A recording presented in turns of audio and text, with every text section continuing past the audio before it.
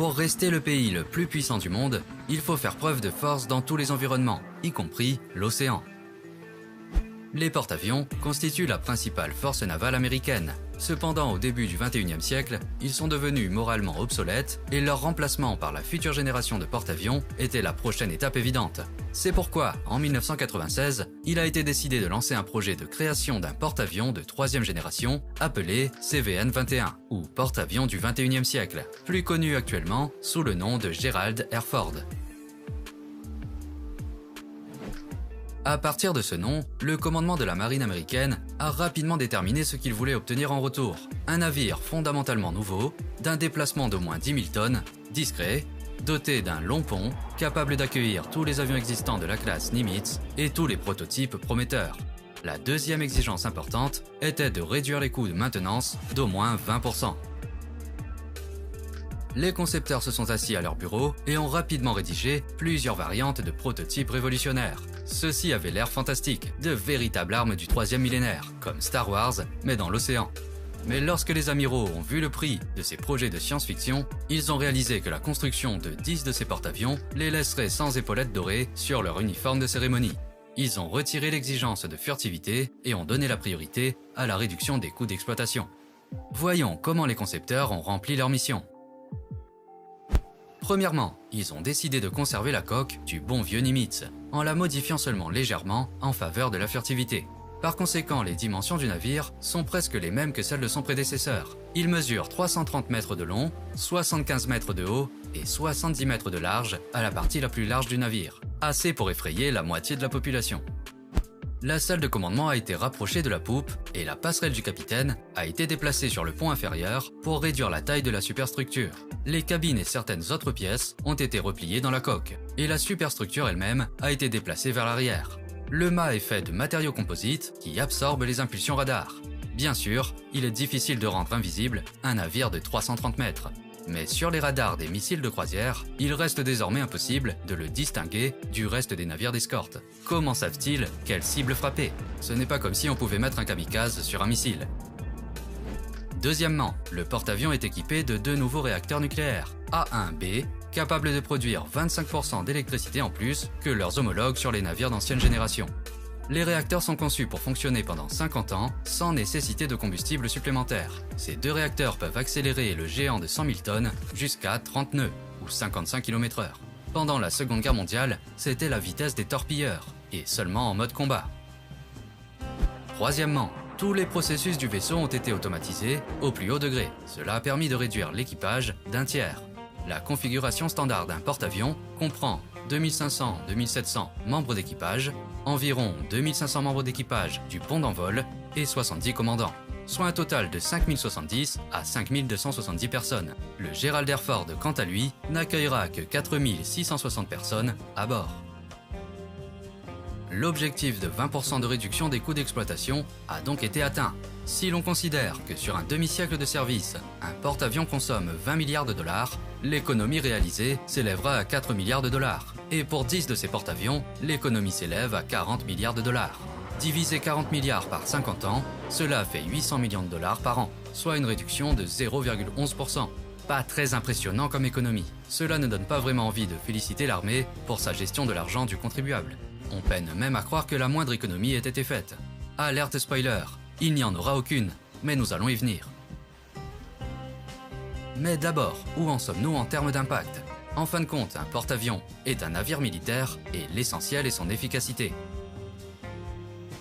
Grâce à son pont allongé, ce porte-avions peut transporter jusqu'à 90 aéronefs, dont des avions de combat F-35C, des chasseurs FA-18EF Super Hornet, des avions AWACS ED-2 Advanced Hawkeye et des hélicoptères multimissions MH-60RS, sans compter les avions de combat sans pilote.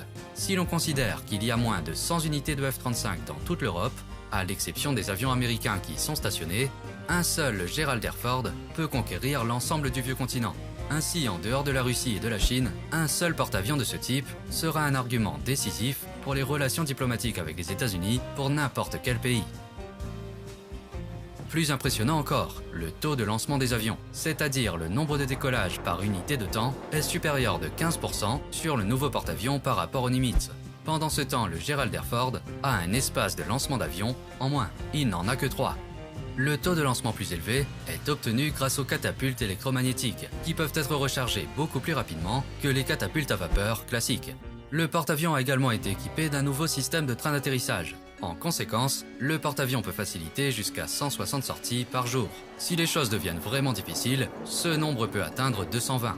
En outre, les systèmes de lancement et d'atterrissage sont 2 fois plus légers que les systèmes à vapeur. Si l'on considère que les catapultes représentent 20% de la masse totale du porte-avions, il s'agit d'une réussite importante.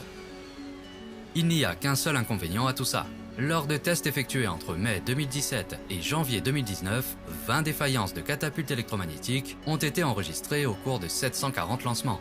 Ces défaillances n'ont pas entraîné de dommages aux avions, ni de blessures parmi les membres de l'équipage, et elles ont remis en question le nombre estimé de sorties quotidiennes. 2 de ces pannes ont entraîné une interruption des opérations et un arrêt de courte durée des vols. Les spécialistes ont appris par la suite que la catapulte électromagnétique ne pouvait faciliter que 400 décollages au lieu de 4166, et qu'à ce moment-là, elle tombait en panne. Le système avancé de train d'atterrissage ne pouvait faciliter que 25 atterrissages en ligne au lieu des 1600 prévus. Le système d'automatisation présentait également des dysfonctionnements. En décembre 2018, 11 nouveaux élévateurs électromagnétiques conçus pour déplacer les munitions du stockage et de l'assemblage au pont d'envol n'étaient pas opérationnels. 2 d'entre eux ont été réparés, tandis que les autres ont été finalisés avec la mise en service du navire. Le principal problème provenait du logiciel, avec pour résultat, vous l'avez déjà deviné. Considérant que l'un des principaux objectifs était de faire des économies, le résultat était tout autre. Le Gerald R. Ford est devenu le navire le plus cher de l'histoire de la construction navale, avec 12,8 milliards de dollars, plus les 4,7 milliards de dollars pour la conception du projet. Bien que pour être objectif, ce dernier chiffre peut être divisé par 10, pour tenir compte du nombre de futurs porte-avions basés sur ce travail. Quoi qu'il en soit, le prix est de plus de 13 milliards de dollars. Si on divise ce montant par le poids du navire en livres, on obtient 58 dollars par livre. Autant dire que cela coûte plus qu'un bras. Mais revenons à l'armement. Le navire dispose d'un système d'autodéfense conçu pour la défense anti-aérienne, qui est principalement représenté par des ESSM, Evolved Sea Sparrow Missile. Il y a 2 lanceurs de 8 conteneurs, chacun capable de lancer 32 missiles. Cet équipement est destiné à contrer les missiles anti-navires rapides et maniables. Il existe également des lanceurs anti-aériens, RAM, Rolling Airframe Missile, pour engager les cibles à courte distance. Mais bien sûr, sa principale source de protection sont les navires d'escorte. La défense antiaérienne du navire est complétée par le système radar à double bande, DBR. Nous ne vous ennuierons pas avec les caractéristiques techniques, notez simplement que ce système est également installé sur une autre merveille de l'US Navy, le destroyer lance-missile de nouvelle génération, DDG-1000 Zumwalt. La construction de l'appareil a débuté le 11 août 2005, lorsque Northrop Grumman a procédé à la découpe cérémoniale d'une feuille de métal de 15 tonnes, qui a ensuite fait partie de la coque du navire. Il est intéressant de noter qu'à ce moment-là, l'armée n'avait pas encore choisi le nom du navire. À l'époque, le 38e président américain Gerald R. Ford, dont le porte-avions de 3e génération porte le nom, était encore en vie. Le 5 décembre 2006, le sénateur de Virginie, John Warner, a proposé de baptiser le porte-avions USS Gerald Ford. 21 jours plus tard, Gerald Ford décédait, mais ils ont réussi à faire plaisir à l'ancien président avant son décès. Sa fille, Susan Ford Bales, a pris une part active au processus de construction. Lorsque la quille du nouveau navire de guerre a été cérémonieusement posée le 14 novembre 2009, elle a prononcé un discours sincère. Et le 9 novembre 2013, lors du lancement du navire, elle l'a baptisé en brisant une bouteille de champagne sur la proue.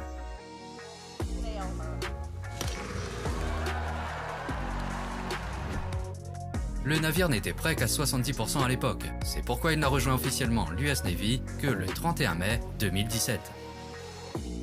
Le prochain porte-avions de cette classe s'appellera John F. Kennedy et devrait être mis en service en 2024. Le 10e et dernier navire est prévu pour la lointaine année 2058. Comment les forces navales américaines vont-elles utiliser cette force moderne et impressionnante?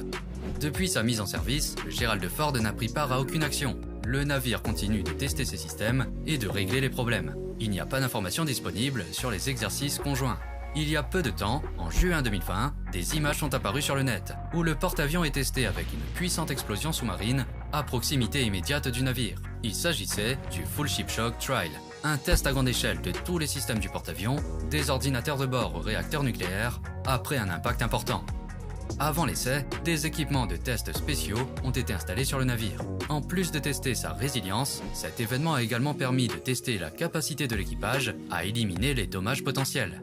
La première détonation sous-marine a eu lieu le 18 juin au large des côtes de Floride. Le choc résultant a été mesuré comme un tremblement de terre de magnitude 3,9. Au total, il devrait y avoir 3 explosions. Notons que jusqu'à présent, il n'y a pas d'informations sur les résultats du premier essai de choc sur un navire complet. En bref, pour l'instant, le porte-avions américain le plus coûteux et, idéalement le plus efficace, continue de naviguer en mer en mettant au point son système automatisé et en éliminant les problèmes d'usine. Le navire n'a pas encore d'équipage de pont d'envol, ni d'armement. Aucune information n'est disponible sur les exercices à venir. Et voici la dernière ombre au tableau des 100 000 tonnes du Gerald R. Ford. Son prédécesseur, le Nimitz, a coûté 2 fois moins cher à l'Amérique. Dans le même temps, l'augmentation de l'efficacité au combat, mesurée par le nombre de sorties réussies, n'est que de 30%. Et même avec la charge maximale de tous les systèmes, lorsque la capacité passe à 220 sorties par jour, l'efficacité au combat ne peut être doublée. Le Nimitz permet 120 sorties par jour, ce qui signifie que le nombre cible pour le General Ford est de 240, et ce n'est même pas théoriquement possible. Nous voulons savoir ce que vous pensez de ces avions de 3e génération. Justifient-ils les fonds déjà dépensés, ainsi que les investissements futurs? Ou peut-être, l'argent pourrait-il être dépensé plus judicieusement? Commentez ci-dessous. Et bien sûr, abonnez-vous à notre chaîne et activez les notifications pour ne pas manquer nos nouvelles vidéos intéressantes.